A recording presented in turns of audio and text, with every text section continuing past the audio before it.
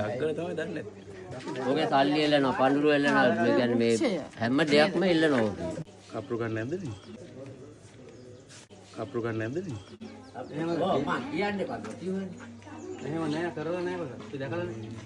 කප්පුරුක කියන්නේ පුතා ඕක. විස්තර කියන්න කට්ටිය දැකලා කියන්නේ ලංකාවෙත් දැකලා නැද්ද? අපි මේ කට්ටියට නම් කියන්නේ ලක්කල තමයි දන්නේ.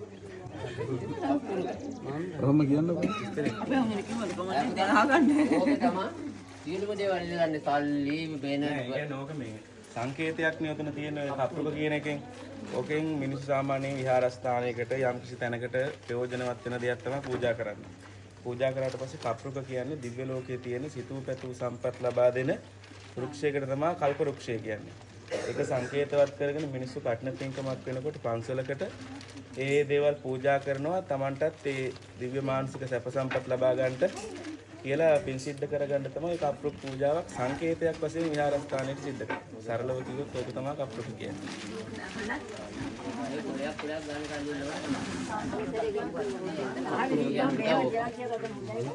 ඔගේ සල්ලි එල්ලනවා, පඳුරු එල්ලනවා, මේ කියන්නේ මේ හැම දෙයක්ම එල්ලනවා ඔගේ. කියන්නේ පණ ප්‍රාර්ථනා මොකක් හරි එහෙම ගත්තේ නේද? ප්‍රාර්ථනා කියන්නේ ඒක තමන් හිතුව පැතුම් දේවල් පන්සලකට ඇවිත් ඒක හිතා බලලා තමයි කප්පුරු ගෙල්ලන්නේ. ඔක කිරි ගහ.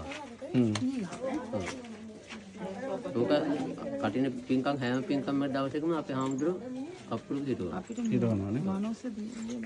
ඔක ඔබතුමාට ඇවිත් නම් ඕනම දෙයක් එල්ලන්න පුළුවන්. සල්ලි මුදල් නම් නැත්තම් වෙනත් අභංගයක් මේවා පනාත් සියලුම දෙයක්. භාවිතයට ගන්න පුළුවන්.